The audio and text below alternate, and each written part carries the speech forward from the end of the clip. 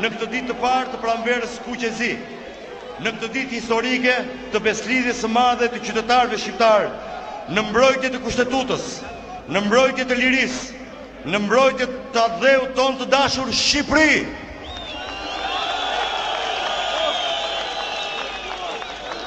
Ky manifestim madhështor është fronti më i madh Kuqezi, si asnjëherë tjetër, kundër grushtit të shtetit dhe rrëzimit të institucioneve në Shqipëri. Në këtë manifestim madhështor për shtetin ligjor e hapim duke ftuar një nga personalitetet më të shquara të së drejtës të nivelit kombëtar dhe ndërkombëtar, profesor Ledi Bianco, profesor në Universitetin e Strasburgut, gjyqtar i gjykatës së të drejtave të njeriut në Strasburg, antar i Komisionit Venecias, që ka lënë të gjitha angazhimet e tij si përfaqësues i Këshillit të Evropës dhe i bashkohet sot kësaj kauze të madhe.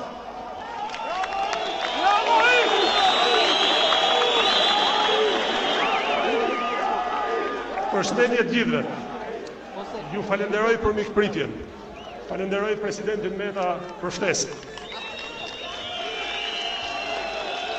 Kur mora këtë ftesë që t'ju drejtohesha shkurtimisht sot, pyetja e parë që i bëra vetes ishte se çfarë arsyesh më bënin që të vija.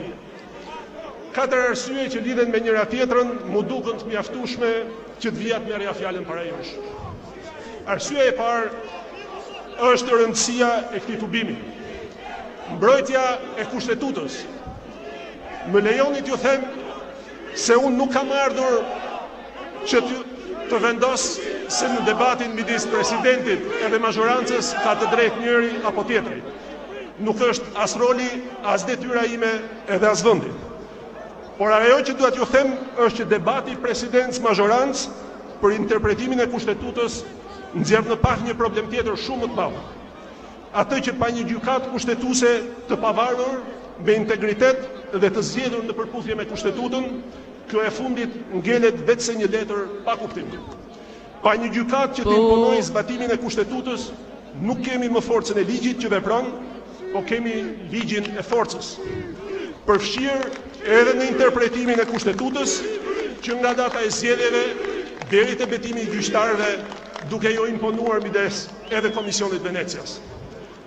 Kjo më çon te arsyeja e dytë. Në një vend ku as presidenti nuk ka mundësi që pretendimet ja paraqes për shqyrtim një organit pavarur, imagjinoni çfarë mundësish kanë qytetarët e thjeshtë.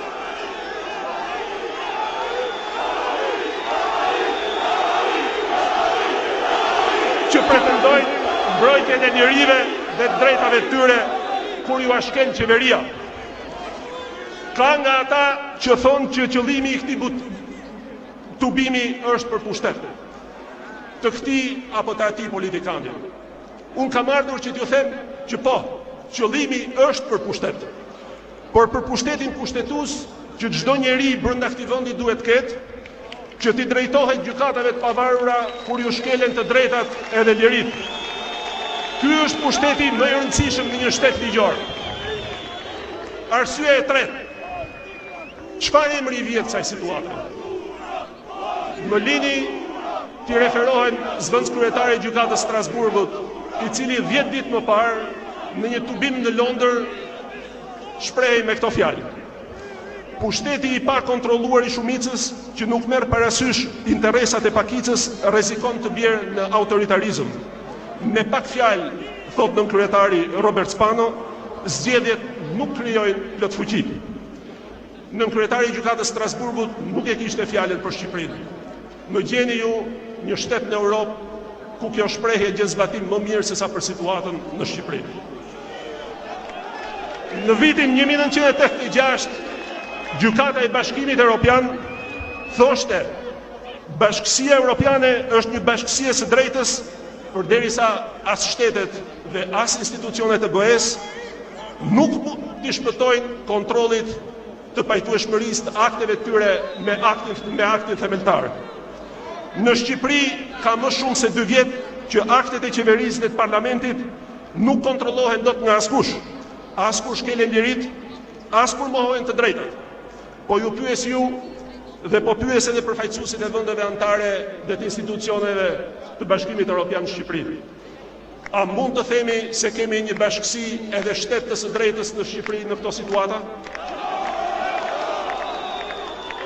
Arsyeja e katërt që më shtiu të vija sot në Tiranë është pyetja që i bëja vetes. Në këtë situatë absurdi kushtetues, ku nuk ka gjykata që të interpretojnë ligjin dhe që të kontrollojnë shkeljet e tij. Aq më tepër në një kohë kur stina e protestave kundër kapjes së gjyqësorit ka shpërthyer edhe në vende të tjera të Europës, si në Poloni dhe në Hungari. Pyesja veten si do reagojnë bashkëkombasit e mi. Isha i shqetësuar për këtë reagim sepse më kujtohej një shprehje e një prej juristëve më të famshëm të shekullit 20, René Cassin, i cili thoshte: një popull që flen në demokraci ka rrezik që një ditë të zgjohet në diktaturë.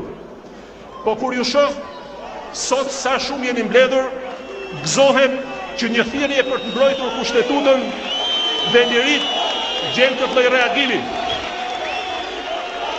Dhe them se vlerat e këtij kombi për liri, demokraci dhe institucionet pavarura nuk kanë vdekur.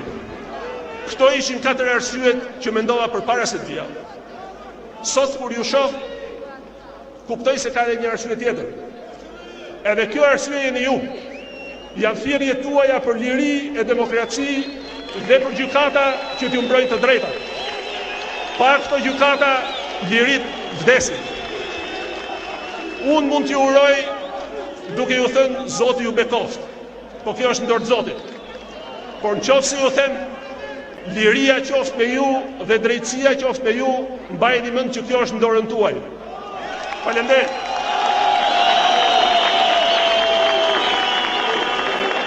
Një nga intelektualët e vërtet, diplomat, ambasadori i Shqipërisë në Organizatën e Kombeve Bashkuara, një zë i rëndësishëm i politikës së jashtme dhe jo vetëm, një aktivist publik i mendimit të lirë, ambasador Agim Nesho, vjen të përshëndes mitingun ton të Beslidhjes së Madhe.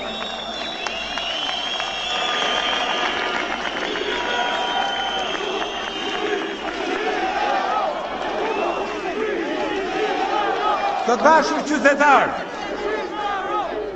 të bashkuar të gjithë për një qëllim, të ushtrojmë të drejtën tonë në mbrojtje të kushtetutës, në mbrojtje të Republikës tonë.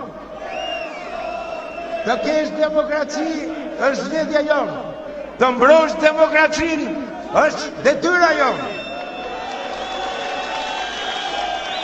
Sepse të gjithë duam një Shqipëri demokratike, me të drejta tona të respektueshme, me shtet ligjor të funksionoj, që fëmijët tanë të jenë krenar, të vinë, të jetojnë dhe të punojnë në vendin tonë. Sot Shqipëria është me e plakur, është vrarë shpresa për të ardhmen, varfëria vazhdon të thellohet, polarizimi ekonomik i shqiptarëve gjithmonë më shumë po thellohet. Jetojmë midis autokracisë së pushtetit, arogancës së tij dhe korrupsionit, lidhjes së krimit me politikën, largimit masiv të të rinjve nga vendi, në një vend ku regjimi një partijak i një klike ka kapur institucionet e shtetit, kur llogaridhënia dhe marrëdhëniet me popullin janë tretur në populizëm dhe në propagandë, ku transparenca mungon, dëshpërimi të mbyt, të lodhur, të zhgënjur, pa nerv dhe pa vetdije në ndonjë rast për drejta tona, kemi pritur që gjendja të ndryshojë. Kemi pritur dhe besojmë që opozita e bashkuar të bëjë ndryshimin. Dhe opozita ka bërë të pamundurën përpara një regjimi autokratik për demaskuar aferat e tyre korruptive. Por qytetarët kërkojnë zgjedhje të krizës dhe ndryshim. Kemi refuzuar zgjedhjet e 30 qershorit, një partake në pritje të një fillimi të ri për Shqipërinë. Sot jemi përpara gjendjes kritike të shkeljes së kushtetutës së vendit, aktit më madhor që ka të bëjë me të ardhmen tonë. Shkelja e kushtetutës dhe kapja e institucioneve të larta të drejtësisë është vija e kuqe për të ruajtur demokracinë tonë. Mund të kemi menduar në të shkuarën se lufta politike mund të jetë luftë interesash apo lojë pushteti. Por e sotmja është kampan alarmi për gjithë popullin, të majtë dhe djathtë për mbrojtjen e të ardhmes tonë demokratike. Të gjithë në mbrojtje të kushtetutës dhe kthimin e sovranitetit të popullit. Ne sot nuk kërkojmë gjë tjetër vetëm mbrojtjen e kushtetutës dhe respektimin e shtetit ligjor. Dhe ne kërkojmë përgjigje për disa pyetje. Pse keni frikë zotërinj pushtetar nga zgjedhjet e reja për të kthyer legitimitetin e institucioneve demokratike? Pse keni frikë zotërinj pushtetar të bashkohemi me ne për të bërë dhe dënuar krimin elektoral? Dhe tani një pyetje të fundit për disa miq ndërkombëtar. Kush e destabilizon Shqipërinë? Ata që kërkojnë liri, funksionimin e demokracisë apo të shtetit ligjor? Ata që kërkojnë që një Shqipëri pa drogë, pa korupcion, pa krim? Ata që luftojnë që shtypi të mbetet i lirë dhe mos kapet nga politika? Apo një pakis në pushtet që ka ndërtuar një platformë të ngjyra dhe nuk premton asnjë gjë për të ardhmen? Kur gishti tregon ënën, ju lutem, mos u merrni me gishtin. Revolucioni demokratik i 90-s na dha një të ardhme të ndritur për Shqipërinë. Por bashkë me demokracinë e mësuam një nga porositë më të mëdha të baballarëve të kombit amerikan. Mbrojeni republikën tuaj nga tirania e majorancës.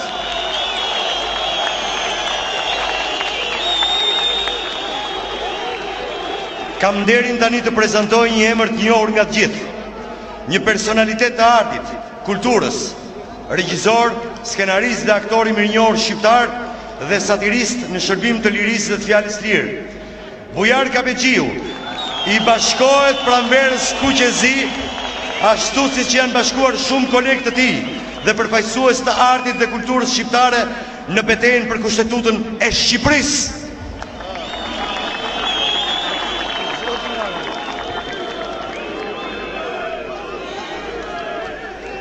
Të nderuar motra dhe vëllezër, bashkëdhëtar të mi të çmuar e të shtrenjtë, jemi mbledhur sot këtu, së bashku për dy veprime, për dy ide, për dy detyra, të mbrojmë dhe të mos pranojmë. Për mbrojtje të ligjit, të zëvërtetës, të progresit, të moralit dhe më shumë kundër të keqes, regresives, gënjeshtrës e babëzisë. Nuk kam qenë kur antar në një partie politike e nuk do të jem kur. Por në të njëjtën kohë, në çast të veçanta janë ndjerë njëkohësisht edhe demokrat, edhe socialist, republikan, legalist edhe ballist. Vetëm e vetëm pikërisht në ato çaste kur është fjala dhe veprimi vetëm për të mirën e Shqipërisë, vetëm në interes të adhëheut tim. Për herë në jetë kam hedhur hapin sipas një divize. Diviza jam me të gjithë dhe kundra të gjithëve. Ja dhe sot, në këto çaste jam me të gjithë ju që jeni në mbrojtje të ligjit, të kushtetutës, në mbrojtje të dokumentit themeltar të shtetit, të lirë e demokratik. Jam njëkohësisht kundër të gjithë atyre që tentojnë ta prekin, ta shkelin, ta deformojnë, falsifikojnë e tjetërësojnë ligjin themelar për interesa të ngushta personale apo të një grupi të caktuar. Ne morëm më të keqen e diktaturës dhe po shpikim më të keqen e demokracisë. Ne kemi zgjedhur të japim këtë pamje Shqipërisë, por edhe nëse unë nuk e kam zgjedhur unë, e ka zgjedhur një miku im, një fëmijë im, apo dikush tjetër që nuk është këtu sot. Ai është unë. Ai donte që Shqipëria të ishte kjo. Do me thënë, unë kam zgjedhur që Shqipëria të jetë kështu. Unë kam ngrënë 1 milion shoplaka që vendi im të ishte ky. Dhe ne kemi dhënë 1 milion shoplaka që ta bëjmë Shqipërinë këtë që është sot. Pse duhet të themi shoplaka për humbësit dhe nuk themi puthje për fituesit? Mallkuar qofshin ata që shpikën shoplakat. U bëj thirrje të gjithë intelektualëve partiak, intelektualëve të bavarur, intelektualëve të vërtet, të mençur e patriot, të gjithë së bashku të mbrojmë atë që është e drejtë, e vërtet, e ligjshme, të mbrojmë Kushtetutën. Të gjithë ne që jemi sot këtu në shesh, e të gjithë ata që ndodhen kudo brenda kufimit të Shqipërisë, jetojmë, marrim vrymë me një grumbull gërmadhash të gënjeshtrave të mëdha. Tani ne jemi demokratik, një vend demokratik i lirë, gënjehemi. Jemi vend demokratik çalaman me gung diktatorial. Jemi një vend pluralist, gënjehemi. Jemi një vend një partiak. Jemi një vend me progres ekonomik, gënjeshtër.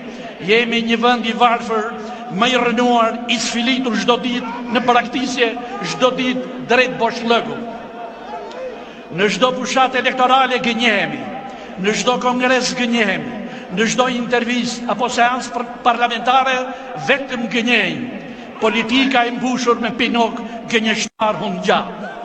Prandaj miqtë e mi, ju bëj thirrje, mos u gënjeni, mos u gënjeni. E vërteta mbrohet vetëm nga zëri juaj, nga vullneti juaj, nga gjoksi juaj, shpirti juaj, dhe do t'i po t'jetë nevoja edhe nga grushti juaj. Të gjithë së bashku të veprojmë me të vërtetën, me Kushtetutën.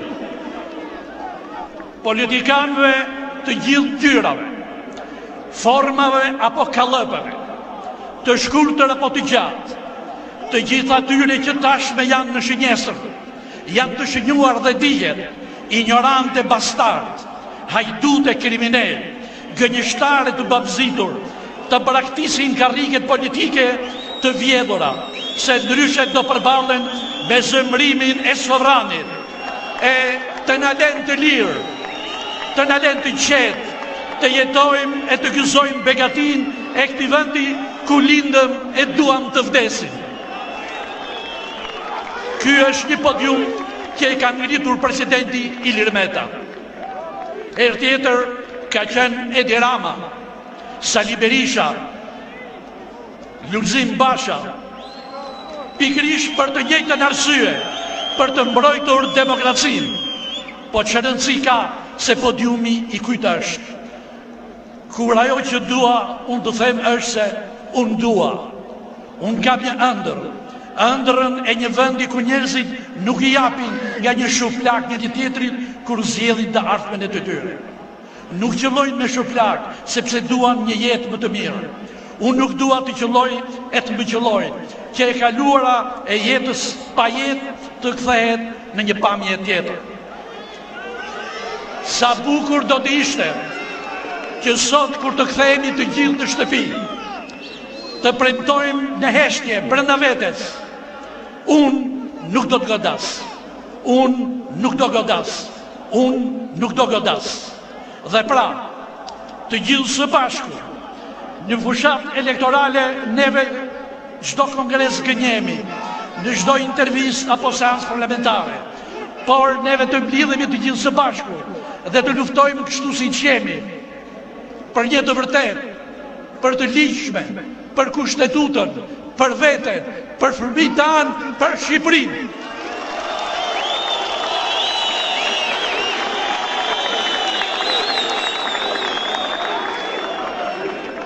Tri ditë më parë, një shqiptar me shqiponjën kuqe zi në zemër fitoi titullin kampion ndërkombëtar dhe vjen të ndajë me ne të gjithë këtë fitore të madhe në këtë ditë të shenjtë të beslidhjes Kuqezi. Shkodrani Kristian Demaj, 11 herë kampion kombëtar, ndonë se ka lindur në Gjermani, nuk e harron Shqipërinë dhe si tha vetë, ai vjen në këtë manifestim madhështor, paqësor, me mesazhin për të gjithë shqiptarët që janë në Gjermani, edhe kudo në botë, por veçanërisht për sportistët në Shqipëri, se betejë për Kushtetutën është betejë e të gjithëve, është betejë për të ardhmen.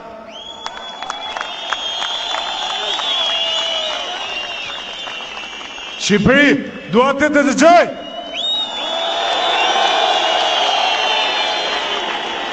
Të dashur miq, jam i lumtur dhe kënaqur që ndodhem sot para jush në këtë manifestim madhështor Kuqezi. Vi këtu përpara jush, pasi fitoret e titullit kampion ndërkombëtar.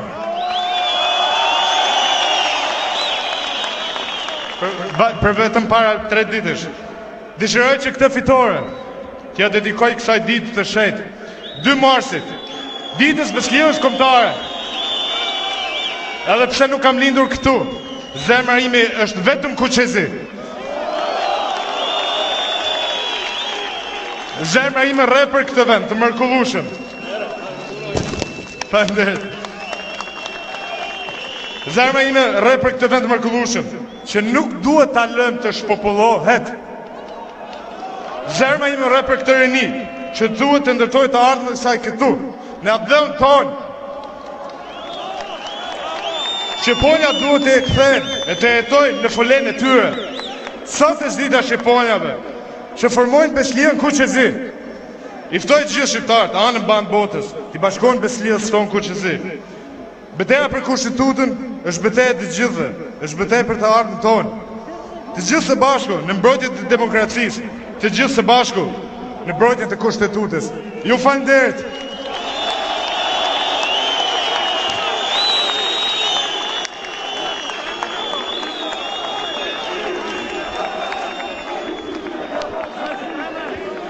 E ardhmja e Shqipërisë, më shumë se asnjëherë tjetër, është vënë në pikpyetje veçanërisht për të rinjtë tanë, studentët dhe të sapo diplomuarit.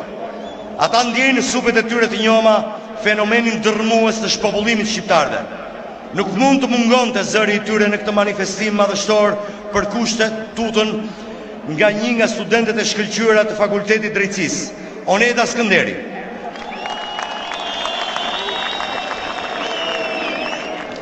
Unë jam Oneda Skënderi, studente e Fakultetit Drejtësisë. Jam sot këtu si zëri i gjithë atyre të rinjve dhe të rejave, që ndërrojnë për një jetë dinjitoze në Shqipëri, për një Shqipëri si gjithë Europa. Në dhjetorin e 2018-ës, unë dhe shumë studentë tjerë shqiptar u ngritëm në protestë për një arsim të lartë më cilësor, për më shumë të drejta dhe mundësi, për autonominë universitare, pra në thelb për një Shqipëri më të mirë.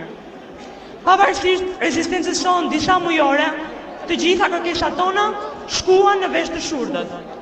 Protesta u shpërnda nga prodhuesit dhe paketuesit e shquar të premtimeve boshe dhe të demagogjisë. Sot jam këtu, jo si ndonjë përfaqësues e një partije politike, por si një ere idealiste që nuk do ta braktisë vendin e vet për shkak të paudhësisë apo mungesës së vizionit të disa politikanëve. Faik Konica do të shkruante dikur në revistën Albania. Shumë broshkulla edhe u falen politikanëve, por pa i kaluar kufin. Të mos respektosh parimet e shtetit të së drejtës dhe funksionimin e tij është të kalosh kufin. Ta kthesh Shqipërinë në kohën e partisë shtet është të kalosh kufin. Ta lësh vendin pa gjykatë kushtetuese është të kalosh kufin. Të mos lejosh funksionimin më vete dhe të pavarur të 3 sistemeve, ekzekutiv, gjyqësor dhe legjislativ, është të kalosh kufit. Të mohosh njerëzve të drejtën për të shprehur lirisht dhe të intimidosh median e lirë, është të kalosh kufit. Të mos ofrosh shpresë mundësi të vërteta për familjes shqiptare, për të rinj shqiptar që duan të ndërtojnë të ardhmen e tyre në vendin ku ka rënë koka, është të kalosh kufit. Ndaj, për t'i thënë ndal, atyre që shkelin kushtetutën tonë, të drejtat tona, shpresën tonë, jam këtu, bashkë me gjithë ju, që zëri i sovranit të dëgjohet. Dhe do dëgjohet me do e mos. Të gjithë studentët e drejtësisë, që në vit të parë të studimeve të tyre, njihen me parimet e shtetit të së drejtës.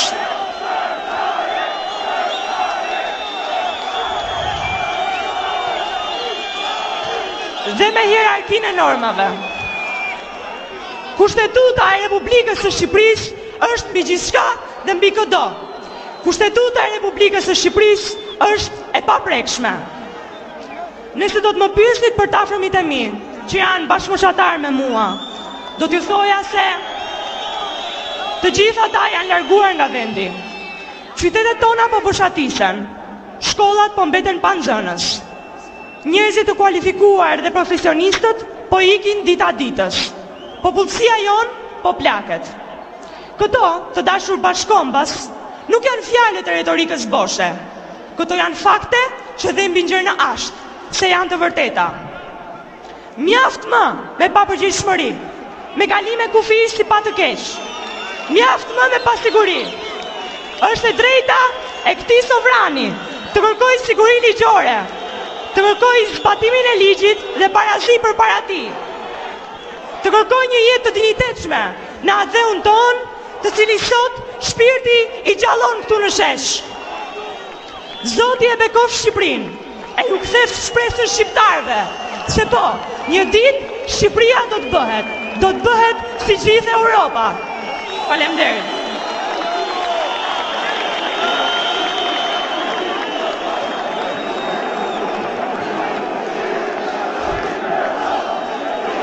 Aleanca për teatrin ishte shembull i rezistencës ndaj grushtit të shtetit dhe frymëzim për presidentin e Republikës në betejën e madhe për kushtetutën. Presidenti i Republikës shkoi vetë në gjykatën kushtetuese në mbështetje të rezistencës titanike të Aleancës për teatrin.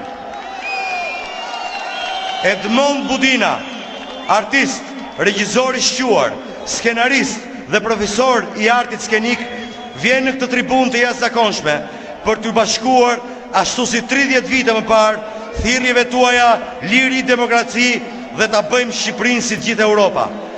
Ky dhjetoris i demokracisë që udhëhoqi studentët për reximin e diktaturës vjen sot mbas 30 vjetësh në betejën e madhe kundër grushtit të shtetit, të një shteti një partijak.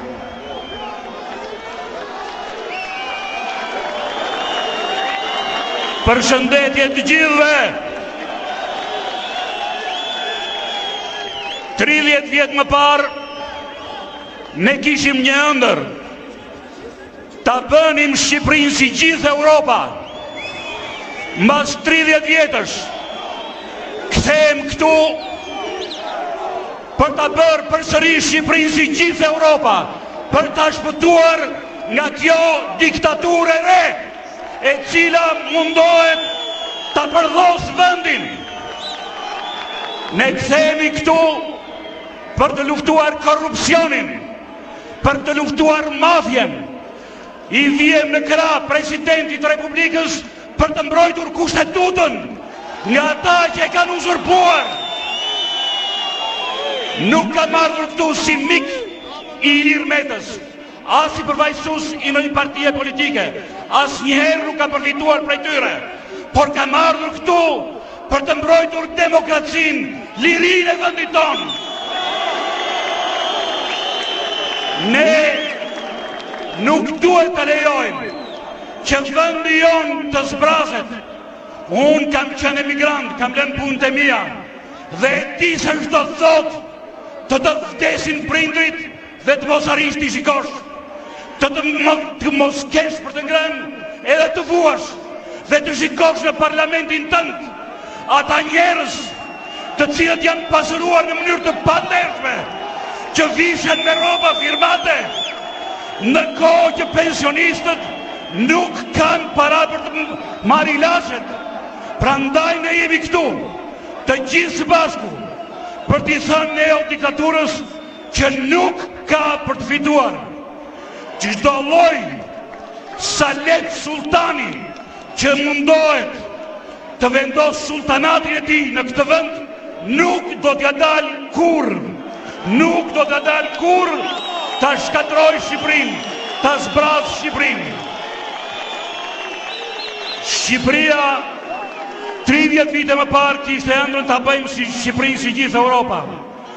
Dhe unë them, ne vetë do ta bëjmë Shqipërinë si gjithë Europa, të gjithë bashkë, duke shporur pikërisht këtë oktapoll që nuk ka asgjë socialiste për të mbrojtur kushtetutën e vendit, për të mbrojtur institucionet. Ju falenderit.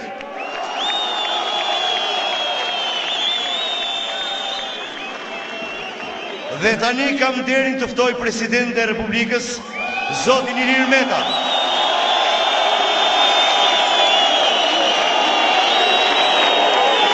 I cili na ka bërë pirje të bashkohemi kësaj peslidhje të madhe të shqiptarëve, kësaj peslidhje e kuqezi, sepse si sot ai, kur rrëzohen institucionet, ngrihet populli. Ne jemi këtu për të pohuar që jemi me Presidentin e Republikës në këtë betejë të madhe për Shqipërinë Europiane.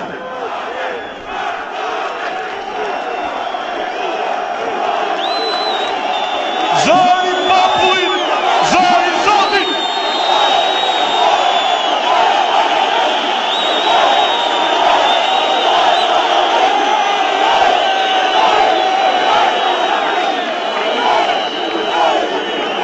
Presidenti i popullit kuqezi unet në gjujnë vetëm para kamurit kuqezi dhe popullit kuqezi.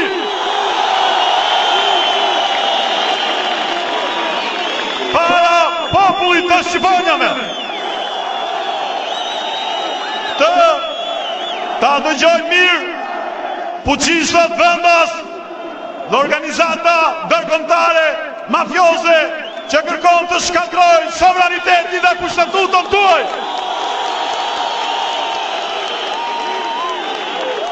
Ne një 2 i kushtetutës që ju votuat në referendum në 22 nëntor 98 thot sovraniteti në Republikën e Shqipërisë i përket vetëm popullit.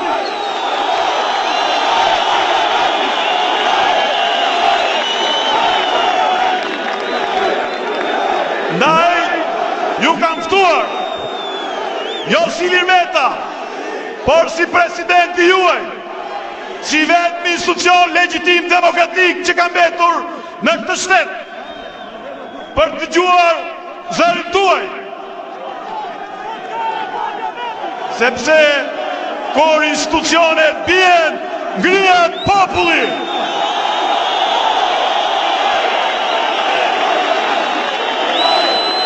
Dhe populli nuk futet në xhep si parat e oligarkëve.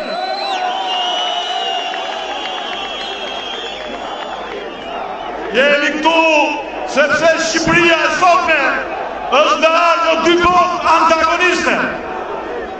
Në botën e popullit kuqezi dhe në grupin që përfaqëson një botë të vogël, të errët, meskine, egoiste dhe tradhtare të fuqishme dhe të oligarkëve. Që si shushunja pinë çdo ditë gjakun e popullit ton me koncesionet e frikshme të PPP-ve. A jemi për ndonjë gjë sot vendi parë botë? Po, jemi vendi parë botë për kostot e autostradave për kilometër katror. I kemi më të shtrenjta se në vendet më të zhvilluara të botës.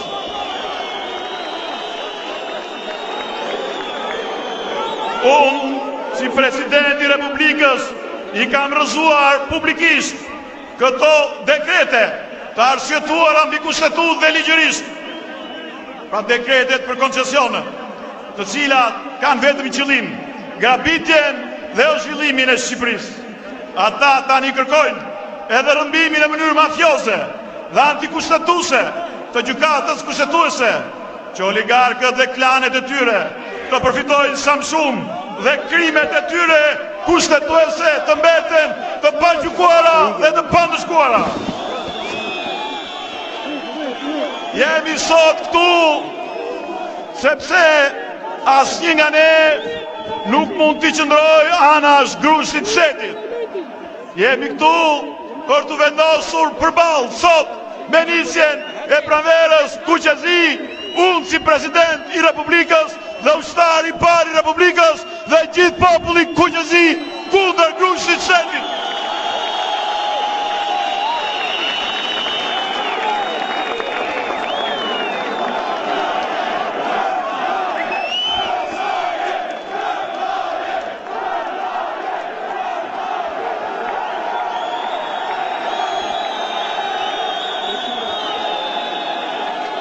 Se presidenti thiri populli, sepse presidenti i shteroi të gjitha përpjekjet institucionale dhe demokratike për të parandaluar kapjen e shtetit dhe sidomos grushtin e shtetit.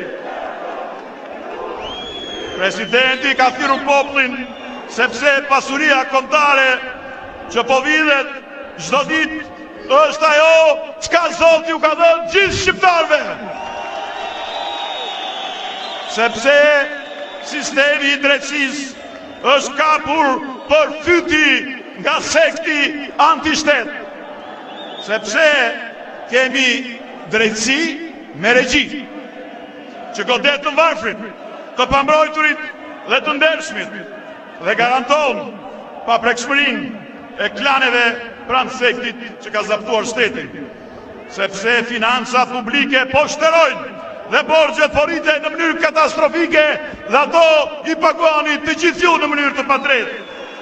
Sepse skandalet që denoncon kontrolli i lartë i shtetit prej miliarda euros bie në vesh të shurdhur edhe për qeverinë, edhe për kuvendin, por edhe për drejtësinë që flet. Sepse ekonomia juaj e shumicës dërmuese të shqiptarëve është në ditët më derta. Sepse oligarkët kontrollojnë parlamentin i partjak dhe bëjnë krime të rënda kushtetuese, si ai mbi dividendin që unë denoncova atje. Një krim i rënd që ka përmbysur një nga parimet bazë të kushtetutës, atë të barazisë. Neni 18 i kushtetutës thonë se gjithë në këtë republikë janë barabartë para ligjit, ndërsa ta miratuan një ligj për të favorizuar në mënyrën më antikushtetuese, më korruptive, por edhe mafioze, oligarkët dhe klanet e tyre. Ata shkelën nenin 155 të kushtetutës, i cili thotë se taksat, tatimet dhe detyrimet financiare kombëtare vendore, lehtësimi ose përjashtimi prej tyre i kategorive të caktuara, si dhe mënyra e mbledhjes tyre caktojnë me ligj. Në këto raste ligjit nuk mund të jepet fuqi prapa vepruese, thot kushtetuta. Por ata bën një ligj kriminal, një akt i paprecedent përmbysës në 30 vite të parimit kushtetues të barazisë dhe shtetit të së drejtës. Ky ligj u bë me efekt prapa veprues në kundërshtim me kushtetutën, vetëm për oligarkët të cilat vetë qeveria i kishte njoftuar vite më parë që të mos paguanin asnjë tatim për fitimet e tyre, derisa ky sekt të miratonte këtë ligj antikushtetues që i favorizonte ata në kurriz të gjithë bizneseve të ndershme që respektuan ligjin dhe qytetarëve të ndershëm që jeni të gjithë ju. Kjo majorancë në mënyrë mafioze rrëzoi brenda natës në terë të plotë, pa prezencën e institucionit presidentit, pa prezencën e opozitës që atë ditë ishte në parlament, dekretin e presidentit për këtë ligj antikushtetues. A mund të jetë ky parlamenti juaj?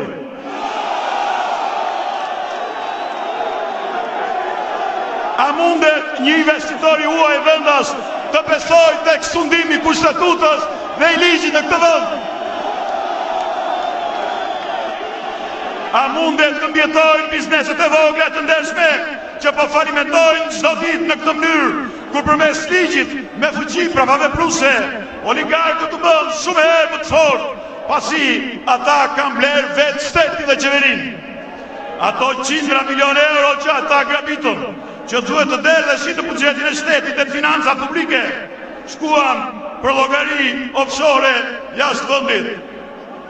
Ndërkohë, këto gropa të mëdha financiare në buxhetin e shtetit dhe financa publike i paguani ju, qytetarët e ndershëm të këtij vendit dhe bizneset e ndershëm të këtij vendit, me taksat e papërmbajtshme që po i rriten çdo ditë si nga qeveria edhe nga pushteti vendor. Ky nuk është shteti i së drejtës dhe i shtetarëve, po është një instrument shtypës, diskriminues e poshtrues i disa fuqishme të pushtetit oligarkëve dhe klientëve të tyre. Ky gjysmë parlament është ndërruar në kukull të këtij sekti, pa shtet, pa fe, pa familje dhe pa te. Ky kuvend ka 122 nga 140 deputet që përsakton neni 64 i kushtetutës. Në shkurt 19 një vit më parë, ata provokuan opozitën për të larguar atë nga parlamenti. Ata vrapuan që të zëvendësonin 182 deputet dhe kandidat për deputet në kundërshtim të plot me kodin zgjedhor dhe ligjin.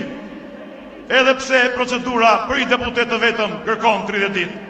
Ata shkelën kështu dhunshëm kushtetutën, kodin zgjedhor dhe rregullorin e kuvendit, vetëm që të eliminojë opozita në kuvend. Jemi kthyer në një shtet që kujtohemi për shkencëtarët vetëm kur na bie tërmeti. Jemi një vend ku nuk investohet as në kërkimin shkencor, as në bizneset e reja, dhe kemi zero investime në dije dhe në progres. Sot jemi një shtet ku luftohet fjala e lirë, ndërsa kushtetuta garanton lirinë e shprehjes.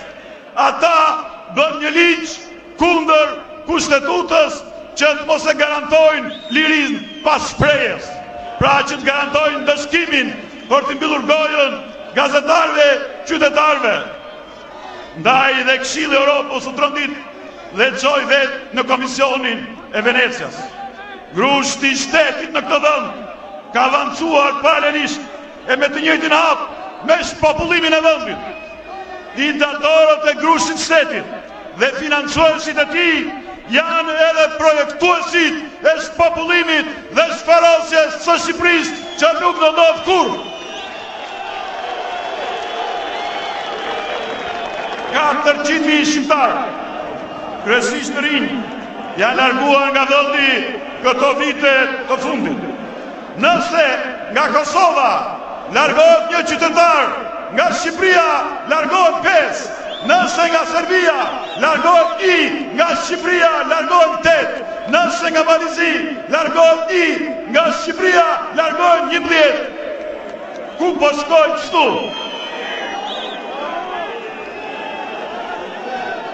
Klima e biznesit në Shqipëri është me rënda në kontinent. Sipas raportit të fundit të Doing Business të Bankës Botërore, brenda vitit Shqipëria ja pikjat 19 vende, duke vajtur e 82-ta. Sepse kjo qeveri ka vrarë besimin tek drejtësia dhe funksionimi i shtetit ligjor. Qëllimisht, Shqipëria është lënë pa gjykatë kushtetuese, sepse në kokën e fuqishme ka vetëm një synim, kapje me çdo kusht të shtetit, për interesat e pushtetit tyre dhe për ta përdorur atë për interesa vetëm korruptive, kriminale dhe antikombëtare, siç e shikoni çdo ditë. Unë i kam denoncuar në mënyrë institucionale dhe të vazhdueshme krimet e tyre, por drejtësia vazhdon të flejë, se në rast se drejtësia do të kishte vepruar që prej 110 ditësh kur unë kam shkuar atje, sot nuk do të ishte e nevojshme që unë t'ju ftoja juve këtu. Nuk ka asnjë përgjigje, asnjë veprim, asnjë reagim ka vetëm heshtje, se ka vetëm kapje. Dhe kur kjo ndodh me autoritetin kushtetues të presidentit Republikës dhe kryetarit shtetit, ju e tini vetë dhe vuani vetë se zdodh me ju dhe drejta dhe liritë e shtetarve të thjesht e të pambrojtur që nuk kanë mundësi as të flasin diku.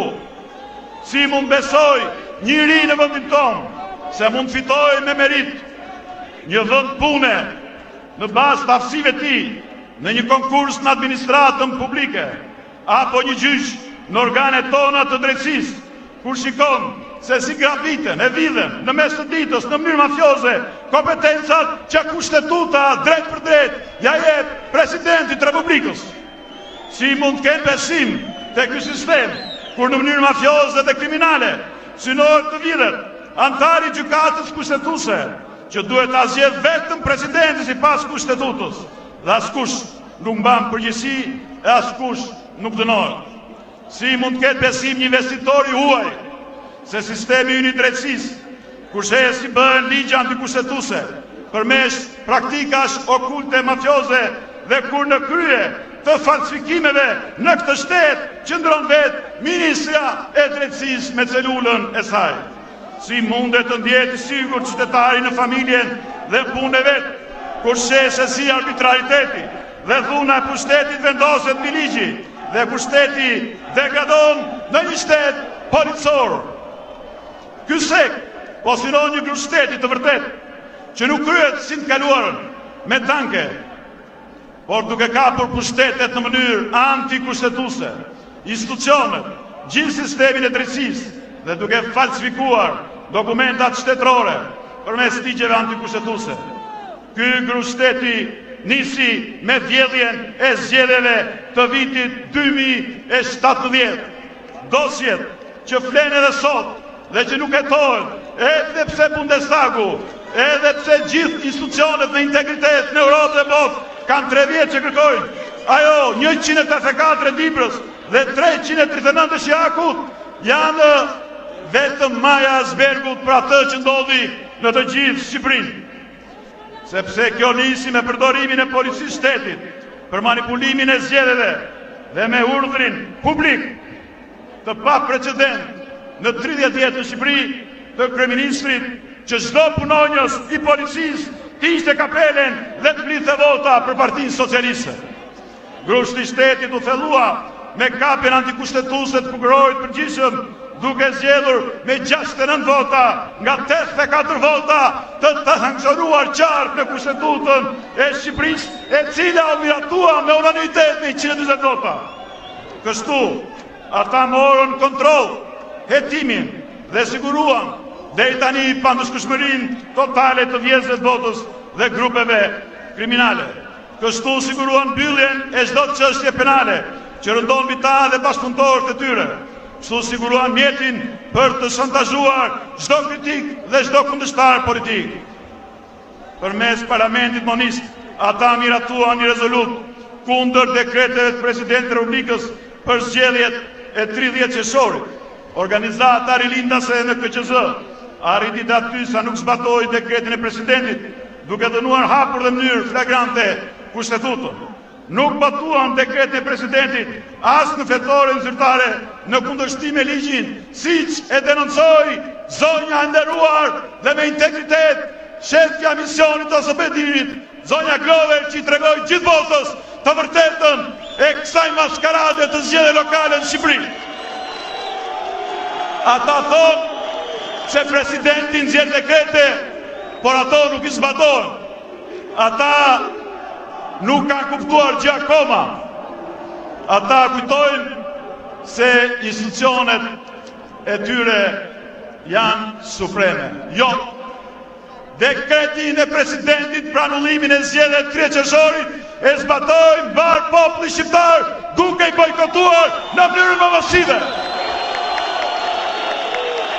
As 5% e shqiptarve, edhe pse në presionin administratës, të tatimorve, të gjithve, edhe pse në korrupsionin, si ato përgjimet e zogut Tiranës, që jepin lek me pajim njerëzve për të rritur artificialisht pjesëmarrjen. Të gjitha këto dhe 27 ditë me administratën e tyre partjake nuk arritën dot të bënin letrat. Rëmbyen 100% të pushtetit lokal në të 61 bashkit në këshillat e tyre moniste. Faleminderit Këshillit të Europës dhe Kongresit të autoriteteve vendore që i bojkotoi këto zgjedhje dhe anulloi delegacione vetë monitorimit duke thënë ne nuk kemi monitoruar ndonjëherë zgjedhje të tilla një partjake. Ata jo vetëm kaq, por dhe në kryet bashkive apo jo. E dim shumë mirë. Nuk rrinin dot edhe duke vajtur në zgjedhje një partjake. Pa i dhënë Shkodrës e shumë qytete të nderuara të Shqipërisë çuna problematik. Ata miratuan së fundmi tash të quajtërën KCK vetëm për të azësuar totalisht edhe atë që quhet drejtësi e re, për ta futur në fundrën e qeverisë dhe të policisë, për të mbyllur çdo mundësi për ndëshkimin e kriminalizimit dhe korrupsionit të këtij sekti, për të përgjuar në mënyrë mafioze dhe të palishme këdo që denoncon dhe thot të vërteta për ta. Tentuan të kapin gjykatën kushtetuese nëpërmjet falsifikimeve, mashtrimeve dhe shkeljes së kushtetutës së ligjit, duke bërë pjesë të grushtit të shtetit të gjitha institucionet e kapura totalisht nga qeveria. Qeverin, përmes Ministrisë Drejtësisë, ku vendin e tyre një partjak dhe atë kryetarin e KED-s. Ky hap kishte edhe ka qëllim asesimin përfundimtar të gjykatës kushtetuese, por dhe të çdo mundësie për llogaridhënie e Republikën e Shqipërisë. Ky hap synon të vënë mbi pyetje edhe sovranitetin dhe integritetin e vendit. Së fundmi miratuan në pabesi ligjin antikushtetues për betimin e gjyqtarëve të gjykatës kushtetuese, duke votuar pa kohë përpara se të mbrinte Tiranë Komisioni Venecias, të cilin e kërkuan vetë, jo për ta pyetur, por për të relativizuar përgjegjësinë penale të kryetarit KED-s pasi presidenti vajti dhe kallzoi për 2 vepra shumë të rënda penale në prokurori. Ky ligj u votua me qëllimin e vetëm për të futur nga Gjaku, për t'i bërë gjykatës kushtetues kamikazët e rilindjes, të cilët din të betohen te lana dhe që s'mund të betohen te kreu i shtetit. Ata, si një organizat mafioze, falsifikuan edhe relacionin e kuvendit, siç u provua edhe nga gjithë institucionet, të cilat mohuan zyrtarisht se kishin dhënë mendim pro këtij ligji antikushtetues. Nëse dikush është i shqetësuar se përse presidenti i një vendi antar i NATO-s thret popullin për t'i kthyer sovranitetin, për të dëgjuar zërin e tij e për të rivendosur rendin kushtetues, demokratik dhe sistemin llogaridhënës. Unë po i përgjigjem. A ka ndonjë vend në NATO apo në Europë që ka qëndruar një orë të vetme pa gjykatë kushtetuese? A mundet derbi i fundit Tirana Partizani të luajë pa arbitër? A mundet që të një skuadër të hyjë në lojë duke marrë dhe arbitrin me vete dhe duke i veshur fanillën e vet? A ka ndonjë vend në NATO apo në Europë që ka qëndruar një ditë vetme pa gjykatë lartë? Janë 40.000 dosje të qytetarëve thjesht, të bizneseve, e pensionistëve, të cilat duan edhe 30 vjet të shqyrtohen. A ka një vend NATO-s apo të Europës ku shpiken çdo ditë ligje antikushtetuese për të përmbysur dispozitat kushtetuese për drejtsinë e re, siç ndodhi jo vetëm me zgjedhjen e prokurores përgjithshme me 69 vota, por njëkohësisht si shohim që duan të bëjnë edhe me gjykatën kushtetuese.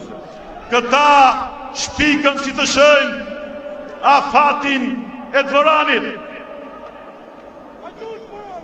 Këta nuk e vran mendjen fuqishët vendas dhe bashkëpunëtorët e tyre ndërkombëtar për asnjë afat të kushtetutës që kur nuk u respektua për ngritjen e institucioneve të reja të drejtësisë. Shqiptarët janë këtu, sa ata duan një drejtësi të vërtet, ata duan një drejtësi të barabartë për gjithë, ata duan që të mos ketë më drejtësi me regji, ata nuk duan më të jetojnë me këtë model drejtësie ku skandali i ri mbi vendoset mbi të vjetrin që ai të mbetet në arrest dhe krimi i ri po kështu mbi krimin e vjetër. Shqiptarët janë këtu se duan një drejtësi sipas kushtetutës dhe vetëm kushtetutës.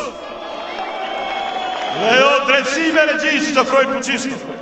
Sot vjen para drejtësisë qytetarët e thjeshtë për krime banale, por ata në krye të shtetit të kapur në flagrancë për krime të rënda kushtetuese, drejtësia për fat keq i mbron. A më besoj dikush te kjo drejtësi me standarde të trefishta? Demokracia nuk rrezikohet kur populli ngrihet në mbrojtje të kushtetutës, po kur pushteti me anë të ligjeve antikushtetuese dhe antipopullore kërkon të shtyp vullnetin e popullit, të drejtat e qytetarëve dhe të drejtat e tyre kushtetuese. Historia na ka mësuar se edhe Hitleri me anë të ligjeve antikushtetuese e instaloi diktaturën e tij edhe në një vend me një traditë dhe kulturë ligjore mjaft të njohur. Kur populli ka frikë nga qeveria, aty ka tirani. Kur qeveria ka frikë nga populli, aty ka liri, aty ka drejtësi. Të na ka mësuar Jeffersoni. Diktaturat mundrojnë fytyrë, mundrojnë maska, por ato në thelb mbeten të njëjta, kudo e në çdo kohë, armike të lirisë, armike të demokracisë, armike të drejtave dhe lirive të njeriu. Është detyra ime e parë dhe e shenjtë, është përgjegjësia ime si kryetari i shtetit dhe si shpresë unitetit të popullit, të cilin e garanton vetëm mbrojtja e Kushtetutës së Republikës së Shqipërisë. Të mbroj kushtetutën, të mbroj shtetin e së drejtës, të mbroj liritë qytetare, të garantoj shtetin e ik, ku të gjithë të mund të ushtrojnë besimin e tyre në paqe me të tjerët, si në çdo vend, me vlera perëndimore, ku edhe gruaja të jetë e barabartë me burrin, si në jetën publike, ashtu edhe ato profesionale, dhe të mos i marrin gat në qeveri për t'i përdorur për falsifikime. Është detyra ime si president i Republikës të mbroj pari demokracinë e vendit dhe të popullit tim. Është detyra ime si kryetari i shtetit të jemi pari në luftën me gushtin e shtetit. Jam i lumtur se zëri juaj po dëgjohet në të gjithë Shqipërinë, kudo ku ka shqiptar në të gjithë botën demokratike. Jam i lumtur se kushtetuta e popullit ka sot në këtë shesh popullin e kushtetutës. Dhe tani, përpara se të firmos dekretin kundër ligjit antikushtetues për betimit e klana të antarëve të gjykatës kushtetuese, kërkoj shprehjen e vullnetit tuaj. Kush është pro, ju lutem ngrej dorën. Vdekje kushtit shtetit, rrot Republika, rrot shtetit së drejtës.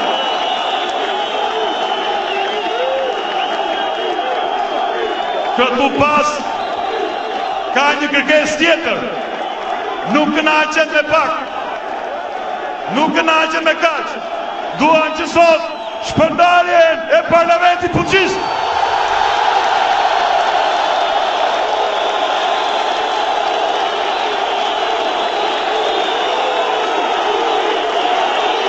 Liri demokraci, liri demokraci, liri demokraci.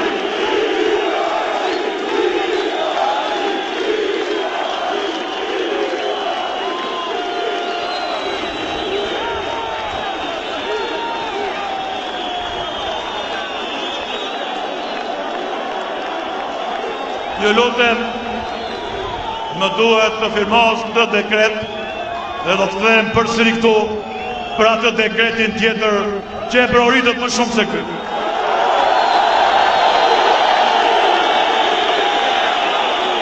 Bite Shqipes, ndisni celularët, ndisni dritë në lirisë, gjithë, ndisni celularët.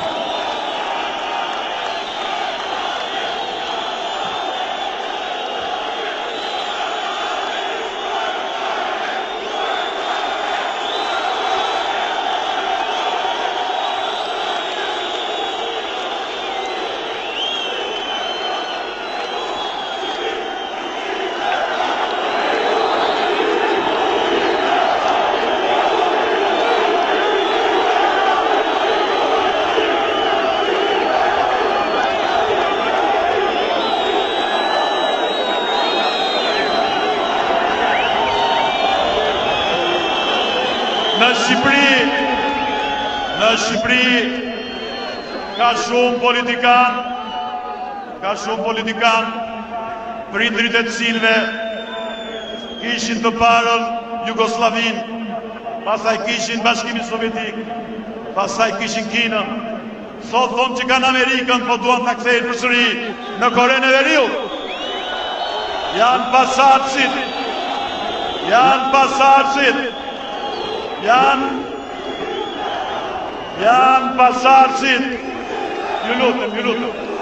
Ju lutem se po na ndjekin të gjithë shqiptarët e Amerikës me vatrën dhe gjithë njerëzit tanë.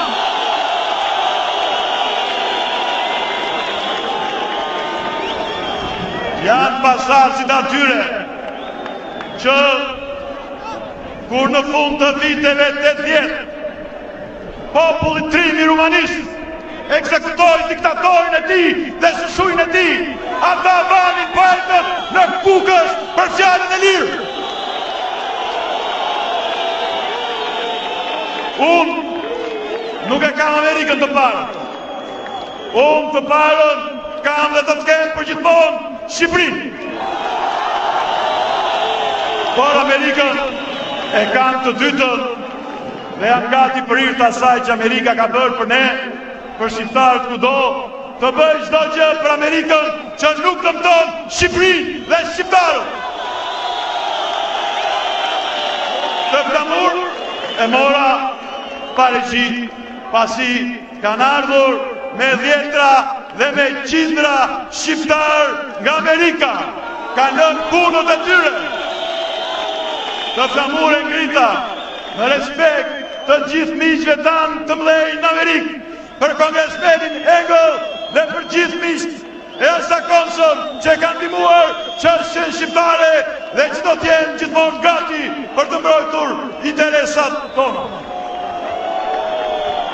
Tani kalojmë te betimi. Për betimin duhet flamuri i Shqipërisë, flamuri i Kuqezit.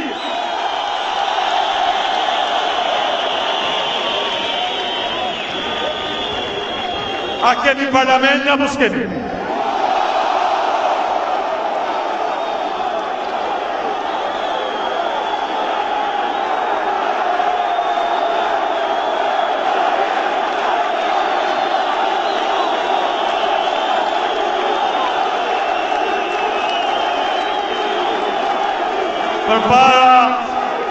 Përpara se të bëj betimin tim, si presidenti i Republikës, si kryetari i shtetit, si komandant i përgjithshëm i forcave të armatosura,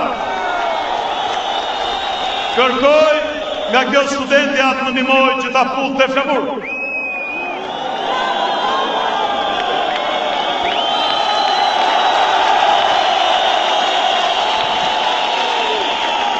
Nëse grupi i shtetit dhe organizata mafioze ndërkombëtare që ka vite që luan me sovranitetin e popullit tonë nuk e merr seriozisht këtë dekret, unë ju jap fjalën në emër të këtij flamuri, për cilin jam rarë mira dëshmor dhe heroj. Se mbas datës 15 mars, kur të përfundoj reforma zgjedhore, që është një kusht, nëse ata nuk do ta marrin seriozisht. Populli kuqezi që votoi sot për vdekjen e Grushit Setit. Unë, Ilir Meta, betohem sa të dekret nuk do ta firmos tu, po do ta firmos në mes të parlamentit, atje, në mes të krivit.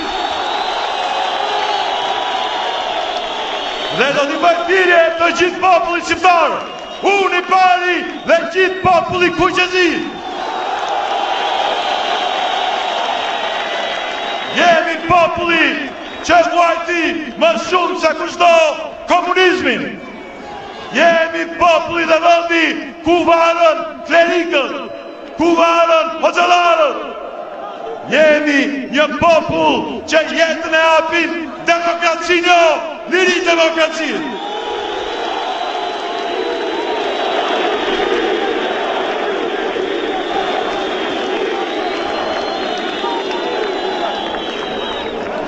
Shumë prej jush mund të kenë patur ndonjëherë vërejtje për tonin tim. E di, por duhet dini një gjë, që unë në publik për hir të disa interesave shtetërore nuk kam treguar as 10% të krimeve që kanë ndodhur kundër sovranitetit tuaj dhe kundër edhe reformës drejtësi.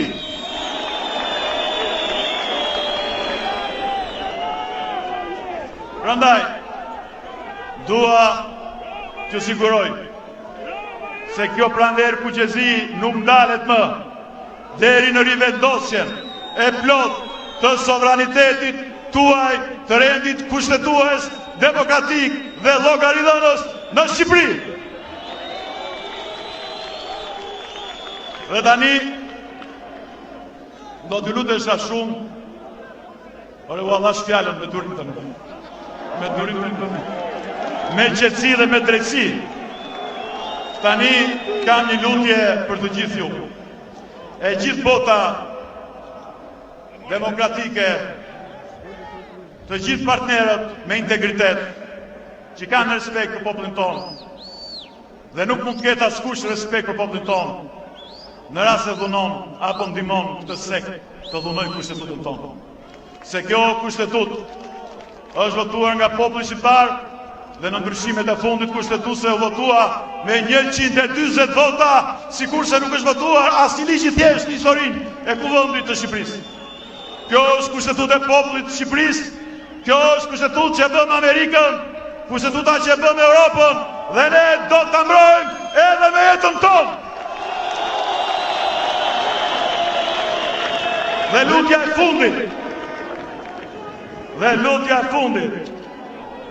Lutja e fundit për ju. Ju lutem, mos i jepni alibi fuqisëve. Ju lutem, asnjë mimoz mos hidhni tek institucionet, se mimozat nuk hidhen, ato dhurojani policëve tanë, kudo që t'i takoni. Mos harroni se nga sot në të vetmin institucion kuqezi që jemi këtu, nis marshimi i popullit kuqezi për të rivendosur sovranitetin e tij dhe për t'i patur shumë shpejt të gjitha institucionet në këtë bulevard dhe në gjithë Shqipërinë kuqezi. Zëri i popullit, zëri i Zotit. Zoti e bekon Shqipërinë. Jemi popull Shqiponjas. Dhe Shqiponjat fluturojnë vetëm lart. Falenderimin më të përzemër për bashkëdhetarët tanë që erdhën nga Amerika, nga Anglia, nga Franca, nga gjithë Europa dhe nga gjithë bota. Falenderit profesor Elio Biancos që la angazhimet e tij për të qenë sot këtu me ne. Shqipëria, si gjithë Europa, liri, demokraci. Dhe tani, paqësisht kudo, drejt familjeve tuaja.